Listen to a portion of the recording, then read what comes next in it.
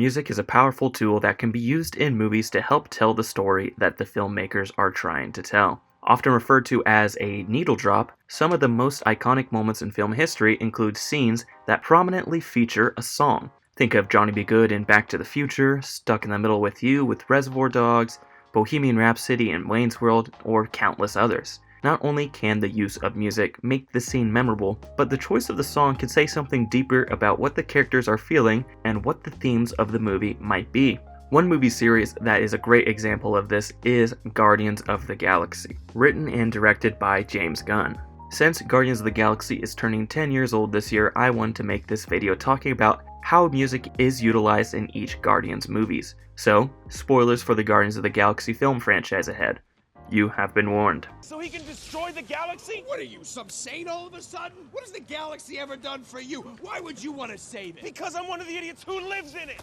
Music is one of the key components of this movie's identity. It's also a main character trait for the lead of these films, Peter Quill, aka Star-Lord. Star-Lord is making constant references to music and pop culture from Earth that he remembers from his childhood. The music throughout the film serves as an audio reminder of his home and his family that he lost, and that's why it's so important to him and important for us as the audience to know that. The music also serves as a way for the audience to connect with Star-Lord, as these are popular songs that I'm sure a lot of people watching the movie have heard before, and seeing Peter Quill be a fan of the same music they are a fan of helps us relate to him. The music almost becomes its own character within these films. Music is also the way he expresses himself and how the audience is first introduced to him. We are introduced to the character of Star-Lord twice. First in the scene where he's abducted by the Ravengers in 1988, and then a second time when he's older and is stealing a precious orb from the planet Morag. In both of these scenes, music is featured heavily to give us more insight into his character.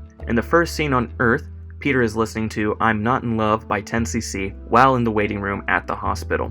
Now, I believe all art can have different interpretations and meanings, especially music, but I see the meaning of this song as being about a man who is afraid to show his emotions, so he hides them deep down and is in denial. This meaning greatly represents the character of Peter Quill, and especially in this scene. He is in denial that his mother is passing, so he tries to push his emotions down and hide in the music. Really, this song tells us what Peter Quill's character arc will be throughout this film, as he learns to accept his feelings and commit to the relationships that he's built with other people. Not only is this a great song that represents the character well, but it's also a perfect opening for the film, since the intro of this song sounds celestial with all the voices playing over each other and the synth lines. It really sounds like the gates of heaven are opening up. Unfortunately, I can't play it due to copyright, but I'll link all the songs I'm talking about in the description so you can go give them a listen if you haven't heard them already. Our next scene with Star-Lord is when he's much older on Morag. The song we get in this scene is Redbone's Come and Get Your Love. Now, I'm not going to sit here and argue that this song has some hidden deeper meaning, but it does do something very important in this movie. It sets the tone. It's a fun, upbeat song that Chris Pratt does some goofy dances to, and this is important for setting the tone for the rest of the movie, and the rest of the series. This scene has gone on to be one of the most iconic scenes in the MCU, and it's largely down to the song choice. One thing I appreciate about the music choice in the Guardians of the Galaxy films is that they make sense in the context of the story. Peter Quill was taken from Earth in 1988, so that's the cutoff year for the possible music choices. It makes sense that this movie has older music, and it works with the aesthetic that the filmmakers are trying to build. And Star-Lord always carries his Walkman around, and he has a sound system in his ship, so when we hear music, it's almost always diegetic.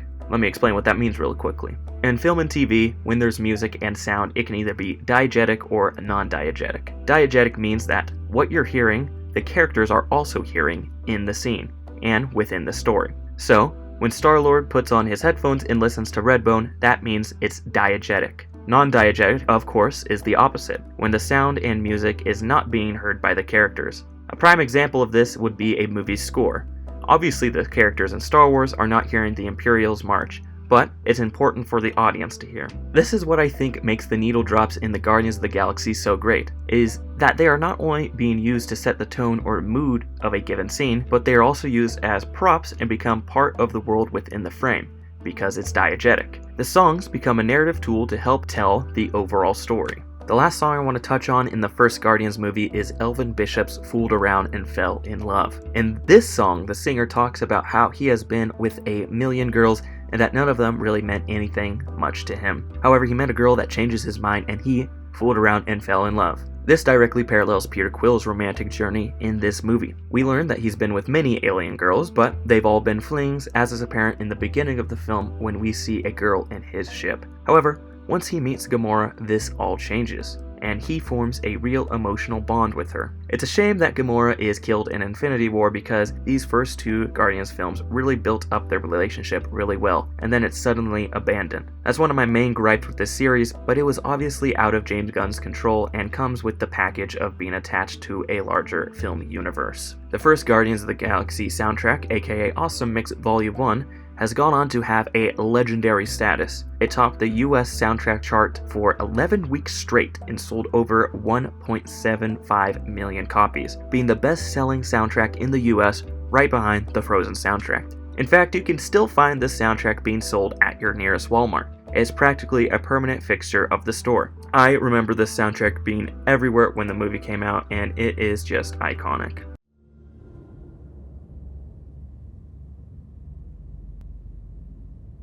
Tell me you guys have a refrigerator somewhere with a bunch of severed human toes. Guardians of the Galaxy Volume 2 has some needle drops that are just as iconic as the first movie. The first one that comes to mind is the very opening of the film with Electric Light Orchestra's Mr. Blue Sky. I saw this movie when I was in high school, and I'm not exaggerating when I say this movie changed my life. This is the movie that introduced me to older music, which led me down a rabbit hole of all these classic bands, where I eventually formed my own classic rock cover band that dominated my life for several years. Shout out to South Fork 4.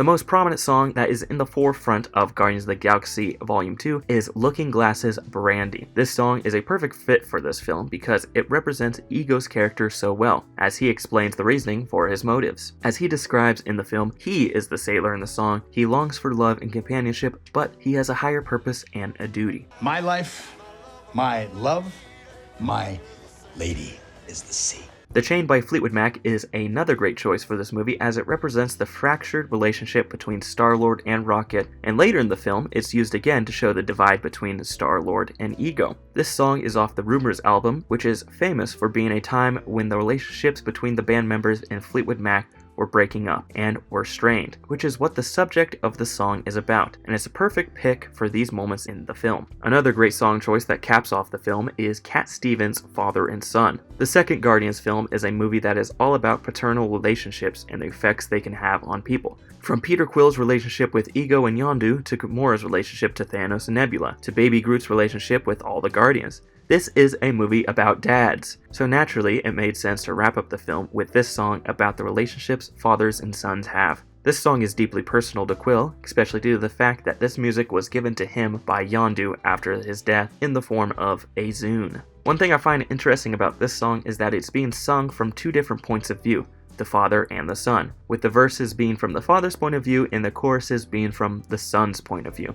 To me, this song is about a son trying to break away from his father's life and forge his own path. It's the clashing of ideals from two different generations that I think gives us more insight into Peter Quill's life. He has the chance to fix the mistakes that his father figures made while raising him, and be the type of father figure he strives to be for Groot. Although Awesome Mix Volume 2 didn't have quite the same impact as the first one, I personally like it more. I feel like as a whole the songs are better interwoven with the characters and plot. Also, this soundtrack does a great job at balancing super popular songs with some lesser known hits from back in the day. You of course have big songs from bands like Fleetwood Mac and ELO, but you also have lesser known Lakeshore Drive by Alada Haynes Jeremiah and the forgotten one-hit wonder Wham Bam Shang-a-Lang by Silver. This soundtrack also factors in a lot more genres, spanning from rock to country to folk to soul. Kill anyone who gets in our way. No, not kill anyone. Kill a few people. Kill no people. Kill one guy, one stupid guy who no one loves. Now you're just making it sad. The music for the final Guardians film is pretty different from the past films. In this film, all the music comes from a Zune, so that means that the year cutoff of 1988 is extended, and we get a bit more modern songs. We still get some of the classic rock that we are familiar with from the past films in the form of songs like Crazy on You by Heart and Since You've Been Gone by Rainbow. but we also get more modern songs like Dog Days Are Over by Florence and the Machine and Do You Realize by the Flaming Lips. Whoever owned this Zune definitely had some eclectic taste. The film starts off with Radiohead's iconic 1992 hit Creep, which sets the tone of this movie really well right off the bat. There's definitely a more somber and dark tone in this film compared to the last two, which started off with very upbeat happy songs like Mr. Blue Sky and Come and Get Your Love. This opening scene paired with the song also shifts focus away from Peter Quill in this movie and lets Rocket take the spotlight for this film. At its core, this movie is about Rocket, so this song gives us insight onto what he is going through and how he sees himself within this world. He doesn't see himself as a person. He sees himself as an experiment who doesn't belong in the world, and this is something that he overcomes by the end of the film. The next song I want to touch on in this film is The Flaming Lips' Do You Realize? It is a beautiful song that plays in the movie that was also featured in the trailer that was played at Comic-Con. It's a song about friends and the nature of life. Even though some of the lyrics are, do you realize that everyone you know someday will die, it's still a pretty uplifting song that touches on some of the themes in the movie perfectly.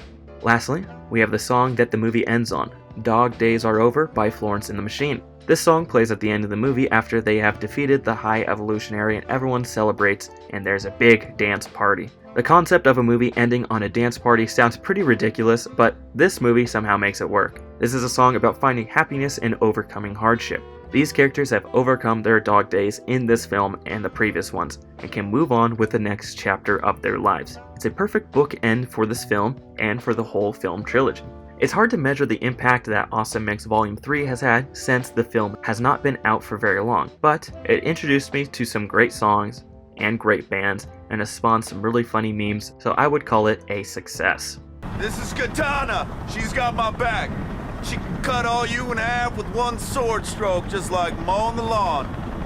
The Guardians films are the prime example of needle drops done right. James Gunn has a great ear for this kind of stuff, and due to the fact that he writes all the films that he directs, that means these music choices are baked into the script, rather than a music supervisor picking some of the songs after the story has been written. Other writer-directors that do a great job at infusing the music into the script, and some of my favorites that I want to point out are Edgar Wright, Wes Anderson, and of course Quentin Tarantino. These filmmakers all do a fantastic job at making song choices count and enhancing the story, and are all worthy of their own videos. Someday. However, I want to point out some examples of bad needle drops so we can see the difference between the Guardians films and other films that may not be as good. A great example of this would be Suicide Squad. No, not James Gunn's The Suicide Squad, which is another great example of needle drops, but the mess of a film that was 2016 attempt. What, we some kind of Suicide Squad? Spoilers for the first 15 minutes of Suicide Squad, if anyone even cares. The tale of the making of 2016's Suicide Squad is a tragic one, with constant studio rewrites and meddling in the creative process that turned a director's vision into a jumbled mess. Ironically, some of this is due to Guardians of the Galaxy. Originally, director of Suicide Squad David Ayer had in mind a darker and grittier movie. After the success of the first Guardians film, Warner Brothers pressured the creatives behind Suicide Squad to reshoot and re-edit it to be more like Guardians of the Galaxy. That means they wanted bright colors, goofy comedy, more lighthearted tone, and of course a memorable soundtrack. The first 15 minutes of this film are insane, as there is about 9 needle drops in just that short amount of time. The first one we get isn't so bad and actually sets the tone pretty well. It's the Animals' rendition of House of the Rising Sun, which is about the singer warning people not to let children go down the same path he's gone down with alcohol and gambling. It's a stereotypical but fitting song for the opening scene, as we are shown Deadshot in prison. The next scene opens with Harley Quinn in her own prison cell, and we get Leslie Gore's You Don't Own Me. Again, this choice makes sense for the character, however the problem lies in the fact that this needle drop happens 5 seconds after the last song. There is no time in between these two songs. We're not even 3 minutes into this movie and we've already had 2 different songs used. This really throws off the pacing, as we only get about a minute to set into the scene when we're suddenly yanked away and taken to an entirely different location with an entirely different cast of characters. Just as we were getting into the setting of the world that Deadshot and the House of the Rising Sun was establishing, we were pulled right out of it. Once this scene ends, we get about 3 seconds when there's no music, when another song starts up and we are thrust into a new location with new characters. This time we get the Rolling Stones' Sympathy for the Devil for Amanda Waller's introduction. That means we're about 3 minutes and 30 seconds into this movie and we've already had 3 needle drops. These turnarounds are happening so fast that we don't even get to hear half of the song. And this is how the next 10 minutes go as well. We get 6 more needle drops, ranging from Skrillex to Creedence Clearwater Revival. I think the most baffling one to me is CCR's Fortunate Son for Killer Croc's introduction.